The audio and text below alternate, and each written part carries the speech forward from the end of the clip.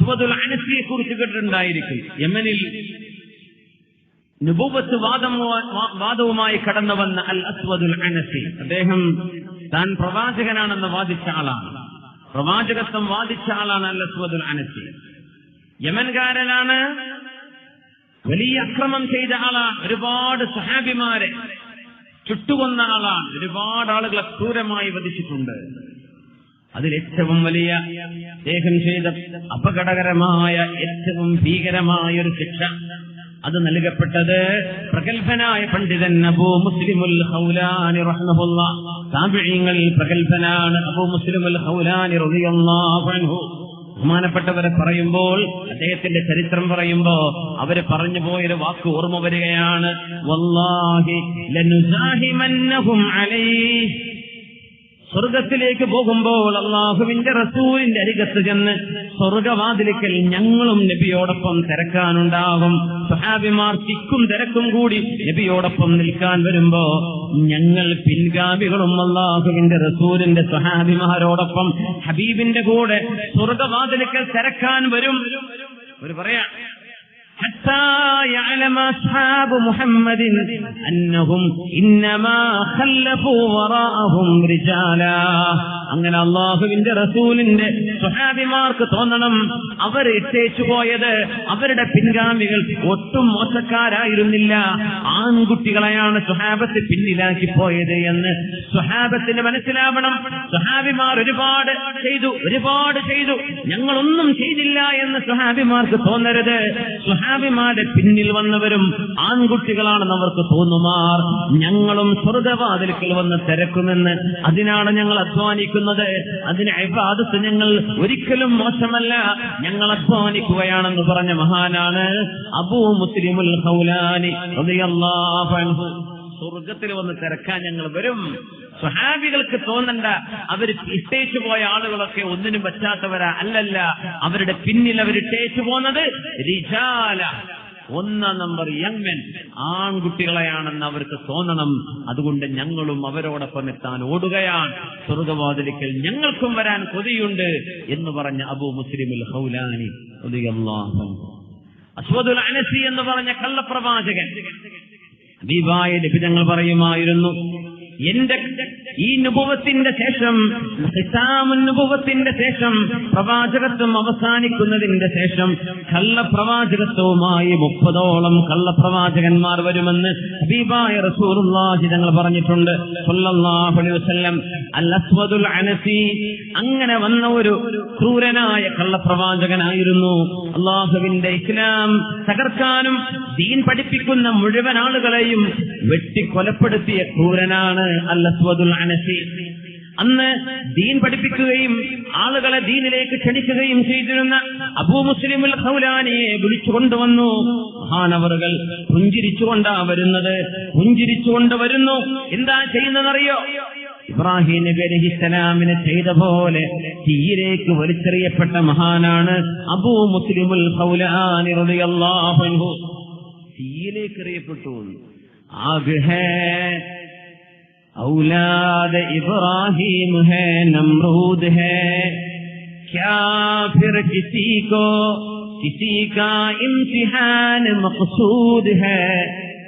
ഇബ്രാഹിം നബി അലൈഹിസ്സലാമിന്റെ ഈമാൻ പരീക്ഷിച്ച പോലെ ഇന്ന് ആരെയാണ് പരീക്ഷിക്കാൻ ആഗ്രഹമുള്ളത്? അത്രയ്ക്ക് ഈമാൻ ആർക്കെങ്കിലും ഉണ്ടോ എന്ന് അല്ലാമ ഇഖ്ബാൽ ചോദിച്ച കവിതകൾ കാണാം. അബൂ മുസ്ലിമുൽ ഖൗലാനി അതിന്റെ വിഭിന്നമാണ്. ഇബ്രാഹിം നബിയെ പരീക്ഷിച്ച പോലെ അബൂ മുസ്ലിമുൽ ഖൗലാനിയെ തീക്കുണ്ഠാരമുണ്ടാക്കി ഇബ്രാഹിം നബിയുടെ കാലത്ത് ചെയ്ത പോലെ പറവകൾക്ക് പോലും പറക്കാൻ പറ്റാത്ത അത്രയും ഭീകരമായ തീജ്വാലകളുള്ള തീയെ അതിലേക്ക് മഹാനവറുടെ 2 കൈയും കാലും പിടിച്ചു കെട്ടിയിട്ട് അബൂ മുസ്ലിമുൽ ഖൗലാനിയെ എറിയുകയാണുണ്ടായത്. ഇബ്രാഹിം നബി അലൈഹിസ്സലാമിനെ തീരെറിഞ്ഞ പോലെ. അല്ലാഹുവല്ലേ ഹാഫിള്, അല്ലാഹുവല്ലേ സംരക്ഷകൻ. അല്ലാഹു തആല പറയുകയാണ്, യാ നാറു കൂനി ബർദൻ വസലാമൻ അലാ ഇബ്രാഹീം. എന്ന് ഇബ്രാഹിം നബിക്ക് തീയെ തണുപ്പും രക്ഷയുമാകണമെന്ന് അല്ലാഹു വിശുദ്ധ ഖുർആനിൽ പറഞ്ഞ ചരിത്രം സ്വഹാബികൾക്ക് കണ്ണുകൊണ്ട് കാണിച്ചു കൊടുക്കാൻ വേണ്ടി അല്ലാഹു ചെയ്ത സംഭവമാണ്. അബൂ മുസ്ലിമുൽ ഖൗലാനിയെ തീയിലേക്ക് വലിച്ചെറിഞ്ഞു. എല്ലാവരും വിചാരിച്ചു മഹാനവറുകൾ വെന്തിരുങ്ങിപ്പോയിട്ടുണ്ടായിരിക്കുമെന്ന്. ഒന്നും സംഭവിച്ചില്ല. തീ അണയാൻ തുടങ്ങി. അല്പാൽപമായി അണഞ്ഞ് വെണ്ണീറുകളായി മാറാൻ നോക്കുമ്പോ മഹാനായ അബൂ മുസ്ലിമുൽ ഖൗലാനി റഹിമഹുല്ലാ ചെരുപ്പിന്റെ വാറ് പോലും ഒന്നും കേടുപറ്റാതെ ആ തീജ്വാലകളിൽ നിന്ന് പുഞ്ചിരിച്ചുകൊണ്ട് കടന്നു വന്ന മഹാനാണ് അബൂ മുസ്ലിമുൽ ഖൗലാനി റളിയല്ലാഹു അൻഹു. ബഹുമാനപ്പെട്ടവർ അന്ന് യമനിൽ നിന്ന് അസ്വദുൽ അനസി എന്ന കള്ളപ്രവാചകന്റെ ശിക്ഷയിൽ നിന്ന് അള്ളാഹു രക്ഷപ്പെടുത്തിയ കറാമത്ത് കണ്ടപ്പോ, മഹാത്ഭുതം കണ്ടപ്പോ താബിഈങ്ങളിൽ പ്രഗൽഭനാണ് അബൂ മുസ്ലിമുൽ ഖൗലാനി തങ്ങൾ. സ്വഹാബിമാർ ജീവിച്ചിരിക്കുന്ന കാലമാണത്. സിദ്ദീഖ് റളിയല്ലാഹു അൻഹുവാണ് ഭരണാധികാരി. ഖലീഫ സിദ്ദീഖ് തങ്ങളാ. ആ സന്ദർഭത്തിലാണ് ഈ സംഭവം നടക്കുന്നത്. സ്വഹാബികൾ കണ്ണുകൊണ്ട് കണ്ട സംഭവമാണിത്. അള്ളാഹു ഇബ്രാഹിം നബിയോട് തണുപ്പാവണം തീയെ എന്ന് പറഞ്ഞിട്ടുണ്ടെങ്കിൽ അത് യമനിൽ വെച്ച് റബ്ബ് കാണിച്ചു കൊടുത്തു. സ്വഹാബത്തിന്റെ കണ്ണുകൾക്ക്, താബിഈങ്ങൾക്ക് കാണിച്ചു കൊടുത്തു. മഹാനവറുകൾ ആ തീയിൽ നിന്ന് എഴുന്നേറ്റ് നടന്നു വന്നില്ലേ? ഒരു തീജ്വാല പോലും, ഒരു രോമം പോലും കരിക്കാതെ അള്ളാഹു രക്ഷപ്പെടുത്തിയതിന്റെ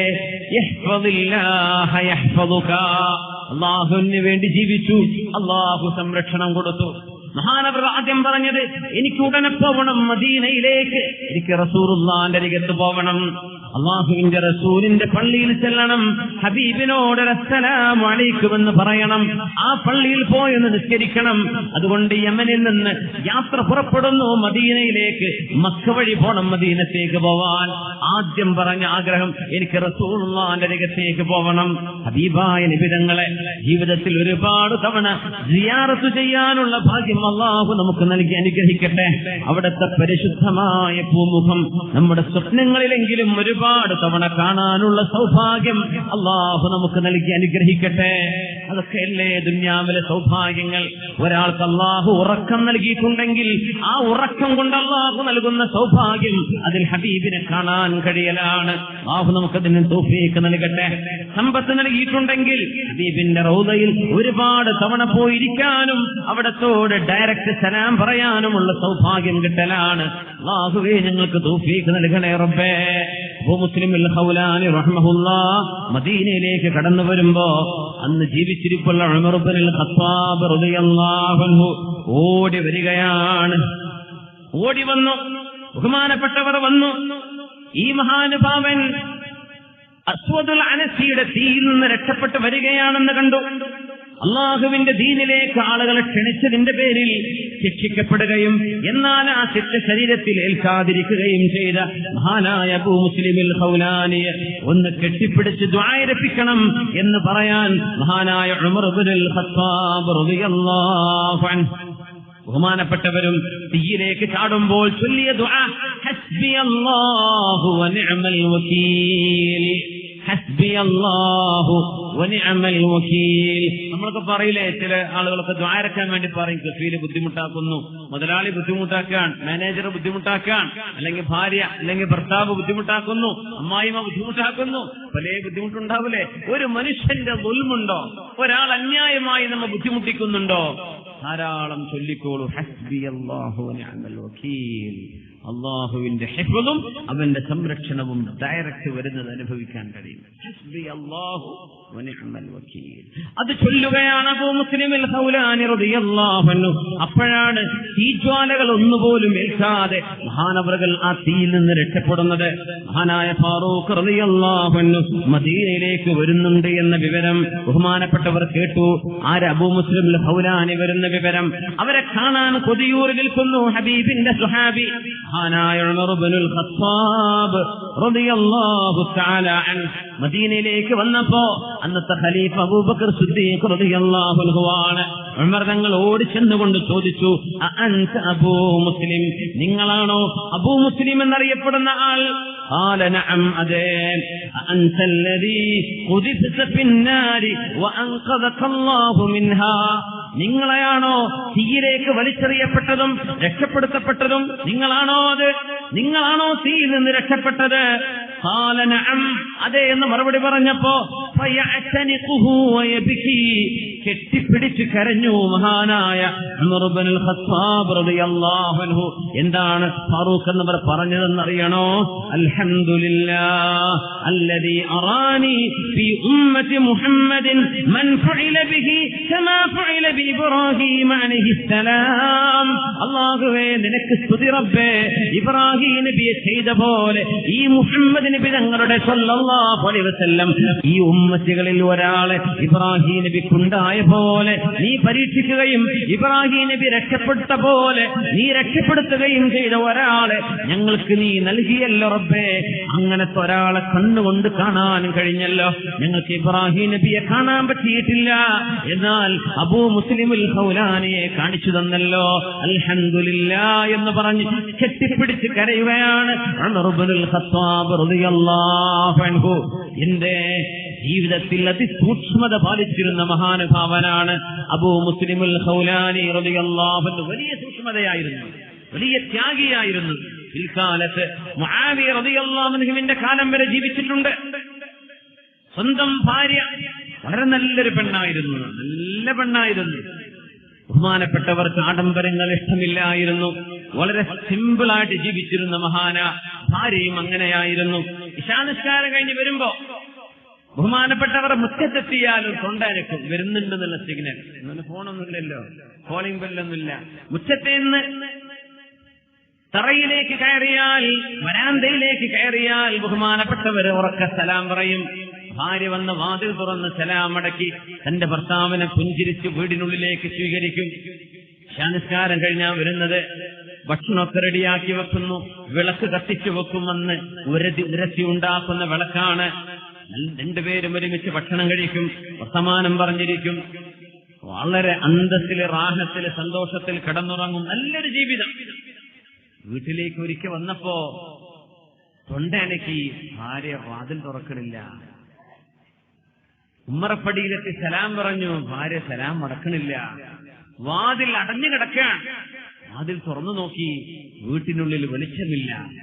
ഭാര്യ എവിടെയെന്ന് നോക്കി, അവളൊരു മൂലയിൽ പോയി ഇരിക്കുന്നുണ്ട്. ബഹുമാനപ്പെട്ടവർ ചോദിച്ചു, നിനക്ക് എന്തു പറ്റി നിനക്ക്? ഇങ്ങനെയൊന്നും അല്ലല്ലോ, എന്തു പറ്റി? ഭാര്യ പറഞ്ഞു, നിങ്ങൾ മുആവിയ റളിയല്ലാഹു അൻഹുവിന്റെ വളരെ അടുത്ത ആളല്ലേ? മുആവിയ തങ്ങൾക്ക് നിങ്ങൾ മുആവിയ റളിയല്ലാഹു അൻഹുവിനോട് എന്ത് പറഞ്ഞാലും അവർ കേൾക്കുമല്ലോ. മുആവിയ എന്ന ഭരണാധികാരിക്ക് എന്തെല്ലാം സൗകര്യങ്ങൾ നിങ്ങൾക്ക് ചെയ്തു തരാൻ പറ്റും? നമ്മുടെ വീട്ടിലേക്ക് ഒരു വേലക്കാരിയെ, ഒരു അടിമപ്പെണ്ണിനെ വേണമെന്ന് നിങ്ങൾ പറഞ്ഞാൽ മുആവിയ റളിയല്ലാഹു അൻഹു തരുമല്ലോ. നിങ്ങൾ എന്താണതെന്നും ചോദിക്കാത്തത്? ബഹുമാനപ്പെട്ടവർക്ക് അസുഖം മനസ്സിലായി. വളരെ അച്ചടക്കത്തോടെ ഉള്ളതുകൊണ്ട് തൃപ്തിപ്പെട്ട് ഉള്ളതുകൊണ്ട് സന്തുഷ്ടരായി ജീവിക്കുന്നതിനിടയിൽ എന്റെ ഭാര്യയോട് വന്ന ആരൊക്കെയോ എന്റെ സ്വാധീനം പറഞ്ഞു കൊടുക്കുകയും രാജാവിനോട്, ഖലീഫയോട് ചോദിച്ചാൽ എന്ത് സഹായവും കിട്ടുമായിരിക്കെ എന്തിനാണ് നിങ്ങൾ ഈ കഷ്ടപ്പെടുന്നത് എന്ന് എന്റെ ഭാര്യയെ ആരോ പറഞ്ഞെന്റെ ഭാര്യയെ പഴപ്പിച്ചിരിക്കുകയാണ്. ഒരൊറ്റ ദുആയാണ് ദുആയിരുന്നത്. അബൂ മുസ്ലിമുൽ ഖൗലാനി തങ്ങൾ, അല്ലാഹുമ്മ അഅമി ബസറ മൻ ഖബ്ബബ ഇംറഅതി, എന്റെ പെണ്ണിനെ ആരാണോ കേടുവരുത്തിയത്, അല്ലാഹുവേ അവരുടെ കണ്ണിന്റെ കാഴ്ച നീ നഷ്ടപ്പെടുത്തണേ. പറഞ്ഞത് പരമാർത്ഥം. 4 വീടുകൾക്കപ്പുറം ഒരു പെണ്ണ് ഓടി വരുന്നു, എന്റെ കണ്ണുകളുടെ കാഴ്ച പോയി. മക്കളെ വിളക്കണഞ്ഞോ? ഇല്ലമ്മ, വിളക്കുണ്ടല്ലോ, എന്റെ കണ്ണ് കാണുന്നില്ല മക്കളെ. അസ്വാബത്തിനി ദഅവതു അബീ മുസ്ലിം, അബൂ മുസ്ലിമുൽ ഖൗലാനിയുടെ പ്രാർത്ഥന എനിക്ക് പറ്റിയിരിക്കണം, എന്നെ ഒന്ന് കൊണ്ടുപോകണേ. കൈപിടിച്ച് കൊണ്ടുപോകുന്നു ആ ഉമ്മയെ. ആ ഉമ്മ വന്ന് പറഞ്ഞു അബൂ മുസ്ലിം തങ്ങളോട്, യാ ശൈഖ് അവറുകളെ പൊറുക്കണേ, ക്ഷമിക്കണേ, എനിക്ക് പറ്റിപ്പോയി. എന്തേ? നിങ്ങളുടെ ഭാര്യയോട് ഞാൻ പറഞ്ഞിരുന്നു, എന്തിനാണ് ഇങ്ങനെ കഷ്ടപ്പെടുന്നത്, എന്തിനാണ് ഇങ്ങനെ കഷ്ടപ്പെട്ട് ദുരിതം അനുഭവിച്ച ജീവിതം എന്തിനാണ്? നിങ്ങളുടെ ഭർത്താവ് വിചാരിച്ചാൽ ഒരടിമ പെണ്ണിനെയോ സഹായത്തിന് പണമോ എന്തെങ്കിലും തരാൻ ഖലീഫയായ മുആവിയ റളിയല്ലാഹു അൻഹുവിന് സാധിക്കുമല്ലോ. എന്തേ നിങ്ങൾക്ക് നിങ്ങളുടെ ഭർത്താവിനോട് പറഞ്ഞുകൂടെ എന്ന് നിങ്ങളുടെ പെണ്ണിനോട് ഞാൻ പറഞ്ഞു പോയിരുന്നു. നിങ്ങളാണല്ലേ എന്റെ പെണ്ണിനെ കേടുവരുത്തിയത്, എന്നോട് പൊറുക്കണേ, അത് ഉദ്ദേശിച്ചു പറഞ്ഞതല്ല. നിങ്ങൾക്കൊരു സൗകര്യമായിക്കോട്ടെ, നിങ്ങൾക്കൊരു ആശ്വാസമായിക്കൊള്ളട്ടെ എന്ന് വിചാരിച്ചാണ്. ശൈഖ് അവറുകളെ, എന്റെ കണ്ണിന്റെ കാഴ്ച പോയിരിക്കുന്നു, നിങ്ങൾ എനിക്കെതിരെ ദുആ ഇരുന്നോ എന്നെനിക്കറിയില്ല. എനിക്ക് വേണ്ടി ദുആ ചെയ്യണം, എന്റെ കണ്ണിന്റെ കാഴ്ച കിട്ടണം, എന്റെ കണ്ണിന്റെ കാഴ്ച കിട്ടാനെന്ന് ദുആ ഇറക്കണേ. അന്ന് താലിമികൾ അങ്ങനെയാണ്.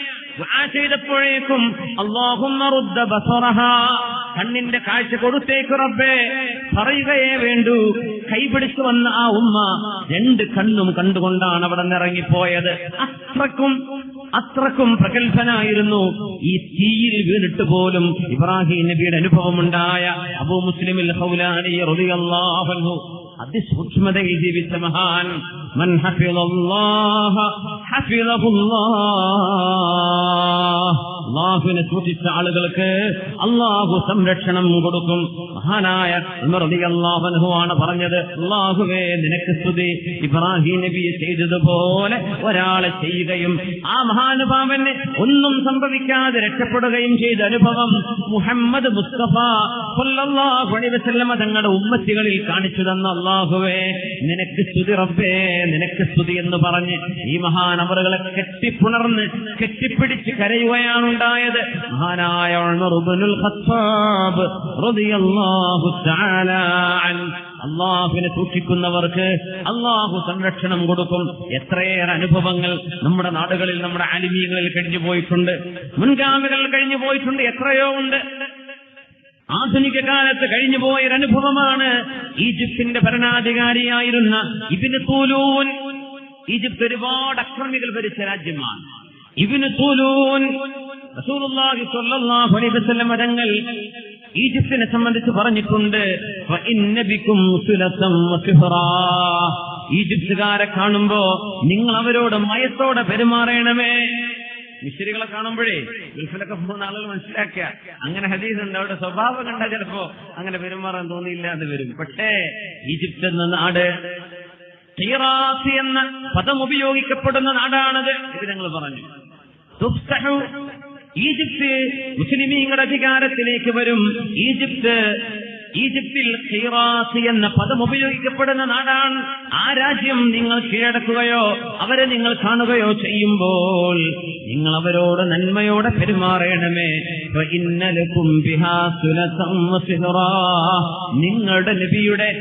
നിങ്ങളുടെ നബിയുടെ കുടുംബ ബന്ധം ഈജിപ്തിലുണ്ട്. നിങ്ങളുടെ പ്രവാചകൻ മുഹമ്മദ് എന്ന സ്വല്ലല്ലാഹു അലൈഹി വസല്ലം തങ്ങളെന്ന ഞാൻ വിവാഹം ചെയ്ത എന്റെ മാരിയത്തുൽ ഖിബ്സിയ എന്ന എന്റെ കുടുംബത്തിലേക്ക് കടന്നു വന്ന ഇബ്രാഹിം എന്ന കുഞ്ഞിന്റെ ഉമ്മ ഈജിപ്തുകാരിയാണ്. അതുകൊണ്ട് നിങ്ങൾ അവരോട് മാന്യമായി പെരുമാറണമേ എന്ന് ഹബീബായ റസൂലുള്ളാഹി സ്വല്ലല്ലാഹു അലൈഹി വസല്ലം. ഈ മിസ്രികളൊക്കെ കാണുമ്പോ ഈ ഹദീസ് ഓർക്കുക. അവരൊക്കെ നമ്മുടെ റസൂലുള്ളാഹിന്റെ കുടുംബ ബന്ധമുള്ളവരാണ്. നബി തങ്ങളുടെ കുടുംബിനിയായ മാരിയത്തുൽ ഖിബ്സിയ റളിയല്ലാഹു അൻഹ ഈജിപ്തുകാരിയാണ്. പക്ഷേ ഈജിപ്ത് ഒരുപാട് അംർ ഇബ്നുൽ ആസ് റളിയല്ലാഹു അൻഹു ഫത്ഹാക്കിയ രാജ്യമാണ്. പക്ഷെ അവർക്ക് ശേഷം ഒരുപാട് അക്രമികൾ കടന്നു വന്നിട്ടുണ്ട്.